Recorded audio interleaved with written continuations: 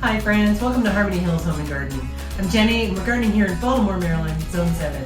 Today I'm inside. I'm in my sunroom that's on the south side of our house, and I thought I would share with you all of the spring bulbs that I have purchased and I'm getting ready to plant in the ground for next year's spring show. Come with me and let's take a look at what we have. If you're anything like me, then you really want to have a beautiful spring show because it wakes you up from a long winter, just makes you feel so cheery, doesn't it? I love daffodils, tulips, hyacinths, crocuses, snowdrops. The sun is right in my face. All of those different spring bulbs, they just bring you so much happiness and cheer after a gray winter, don't they? So today I'm going to be sharing with you what I've purchased, and I've got things from a variety of different sources.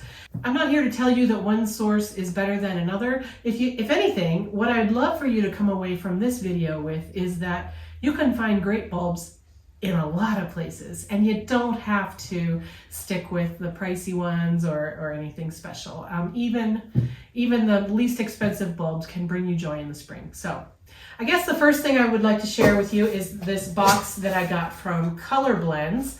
Now, Color Blends is a wholesaler of flowering bulbs, but homeowners can still purchase from them. If you buy a whole lot of bulbs, they come to you in those big crates, plastic crates that are so good for storing things like dahlia tubers. Laura over at Garden Answer, Erin at The Impatient Gardener, and lots of other gardeners online.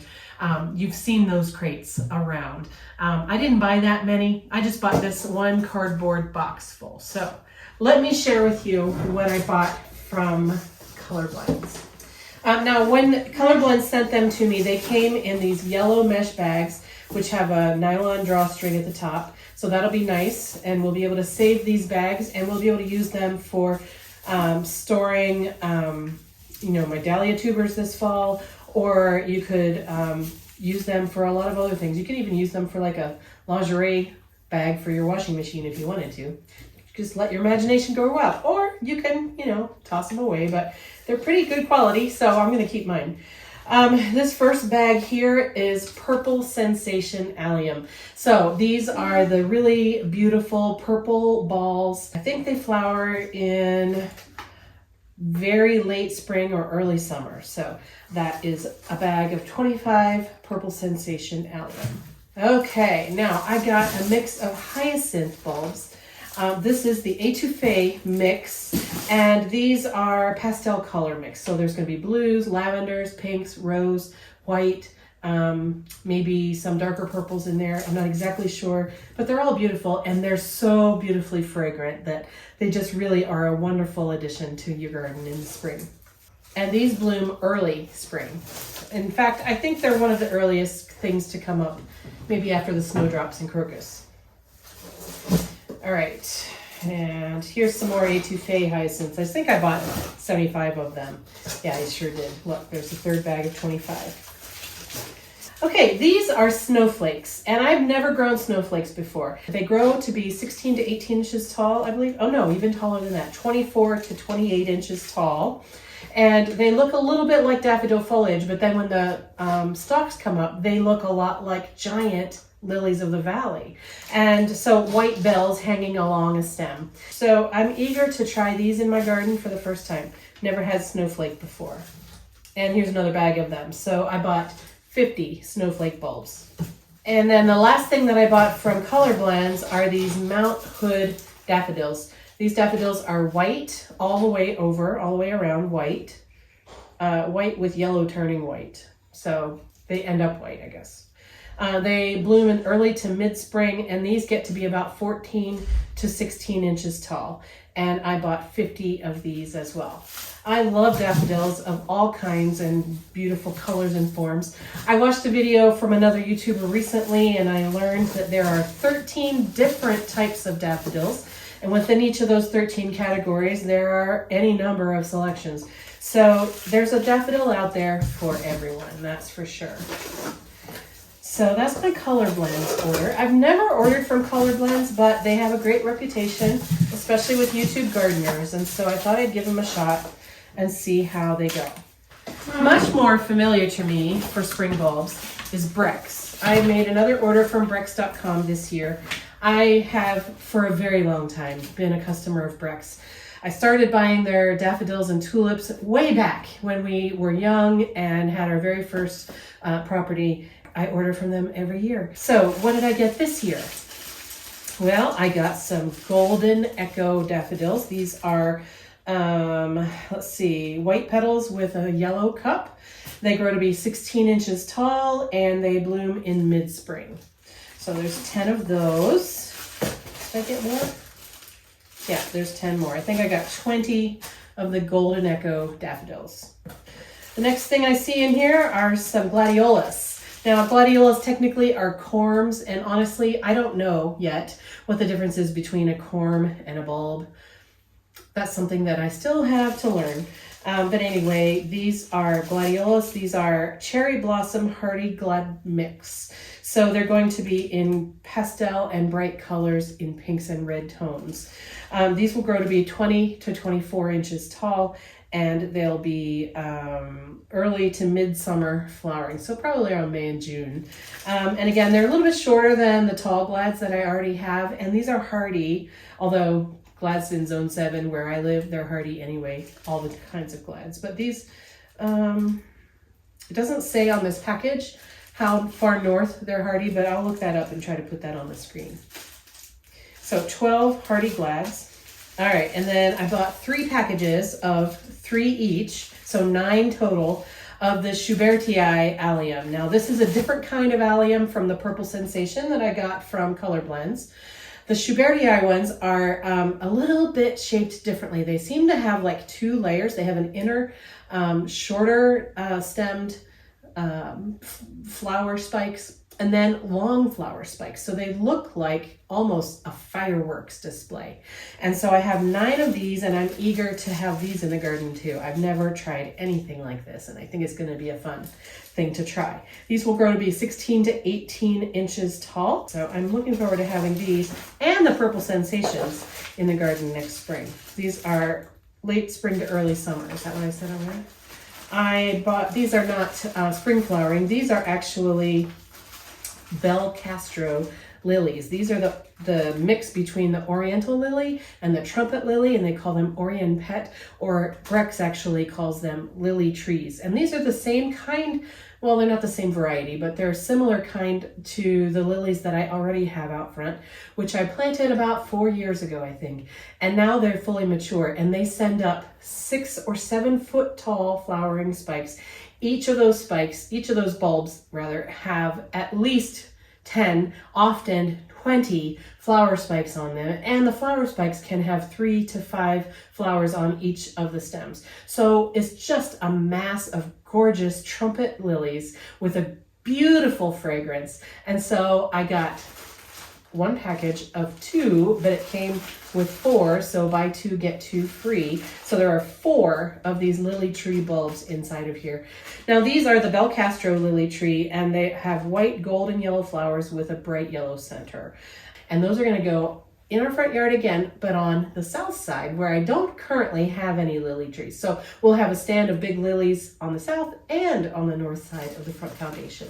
And they will increase year after year. They'll send up more stalks, taller stalks. The first year they'll only be about 3 or 4 feet tall, but each year after that they'll continue to get taller and more.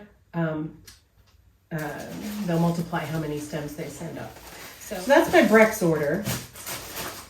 And Breck's is a really dependable bulb company. I've never had any trouble with Breck's, and I have bought from them every single fall. So I do recommend them. Okay, so the next thing I'd like to share with you is this big bag. This is a jumbo pack, an economy size bag of 50 Dutch Master Yellow Trumpet Daffodils.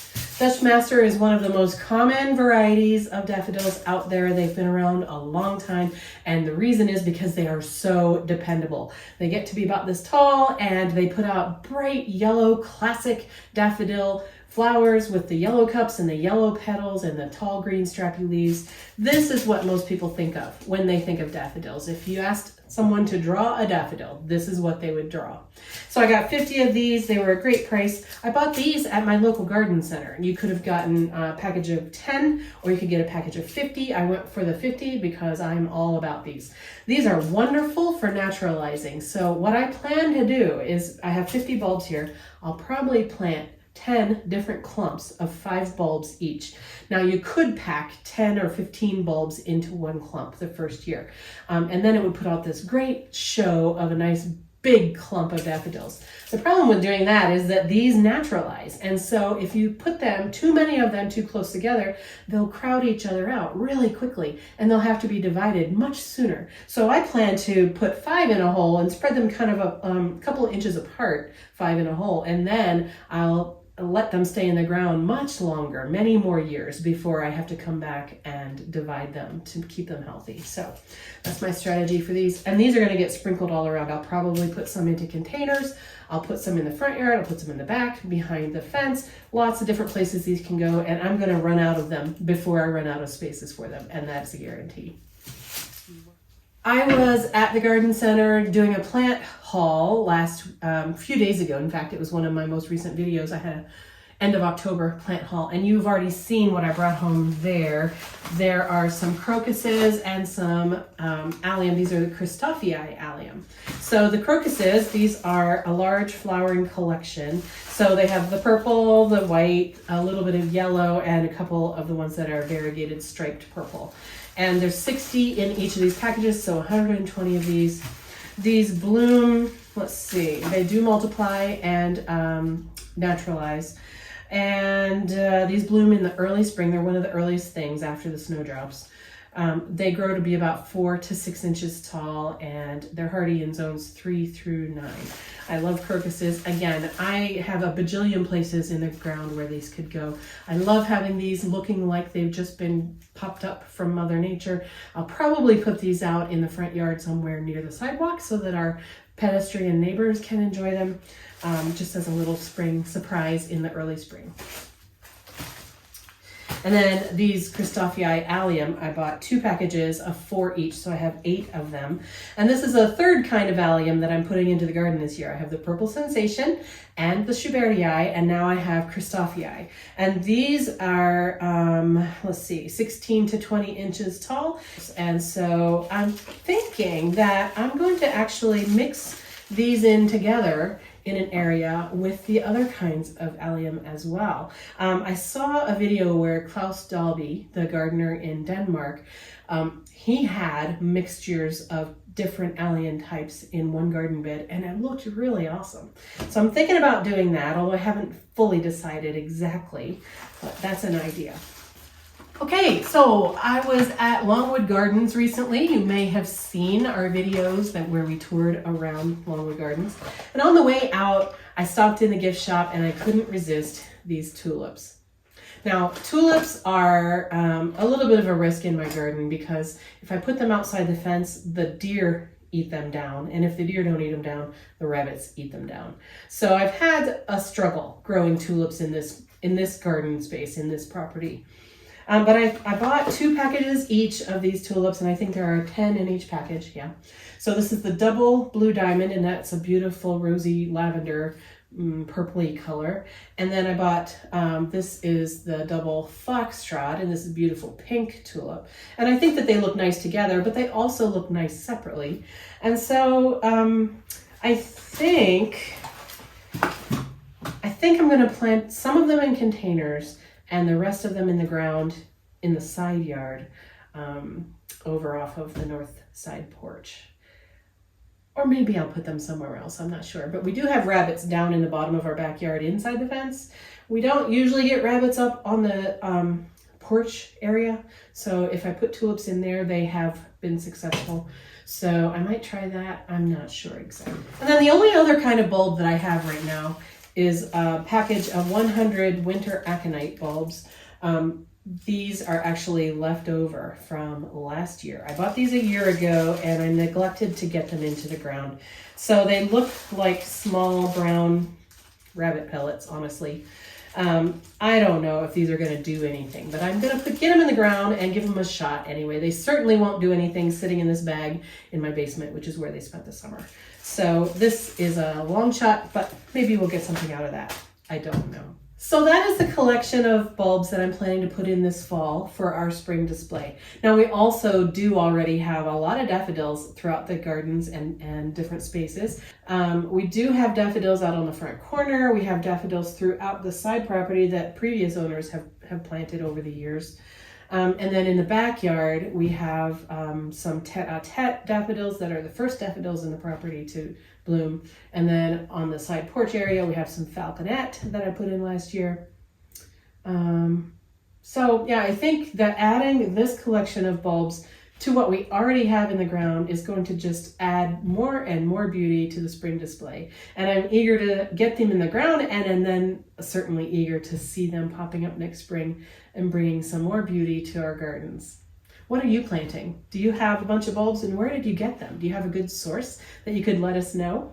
I'd love to hear about it because you're always open to new garden sources, aren't we?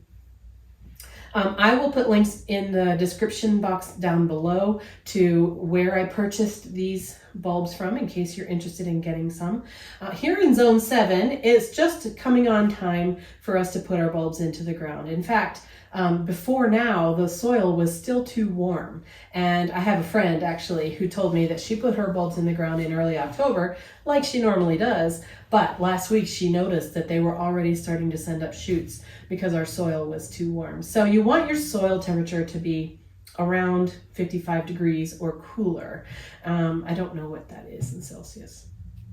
So if your ground isn't yet that cool because your nights haven't really gotten cool, then it's too soon. But north of us in Zone 6 and north, you're probably okay. It's probably been time for a little while now. But down here in Maryland, Zone 7 and south, you might want to wait a week or two before you stick them in. And actually in Zone 8 and further south, you actually need to put your tulips at least in the refrigerator for a few weeks before you plant them because they need cold. And you don't get cold enough in the winter to really give the tulips what they need.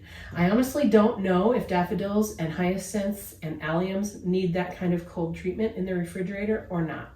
Probably couldn't hurt, but I'm not sure. So you might want to do your own research and find out if you live in Zone 8 or south, whether or not that's something that you'll need to do for success with your daffodils and so on. I don't know, I'm sorry. So I'm not doing planting today, but I wanted to just come to you and share with you what I have and hear from you what you have. What do you already have that comes back every year? And what are you putting in this year? Are you doing it in the ground or in containers? Are you trying a new method this year? Are you trying new varieties? I'd love to hear about it. Put it in the comment section down below and let's all share ideas with what kinds of plants you're putting together and what kind of plan you're having for a succession of blooms in your garden. I just wanted to mention real quick that there are a lot of different varieties here and a lot of different kinds of plants here. And they all bloom at different times, from very early spring to midsummer, actually, with this collection of things. And so to kind of get a sense of what I'm putting in the garden, where, and what to expect it to look like, I actually made a list on my computer of all the different bulbs that I have, and I listed what color the blooms are, how tall the blooms are, and when the blooms come. So either early spring, mid-spring, late spring, early summer, midsummer. Those are the range of bulbs that I have here. So now I have these all laid out with which ones come first and which ones come next and so forth. And so then I can look at kind of, what am I expecting to be in bloom when, and which ones are expected to bloom kind of with each other. So maybe I can plant them in combination with each other, or maybe I want to avoid them being in the same area because their colors would clash if they're blooming at the same time. So take a little bit of thought into that when you're planting your bulbs for next spring. Think about what you already have in the garden and when things already are blooming in your garden, and maybe give some thought as to whether these new bulbs should go with those or should avoid those.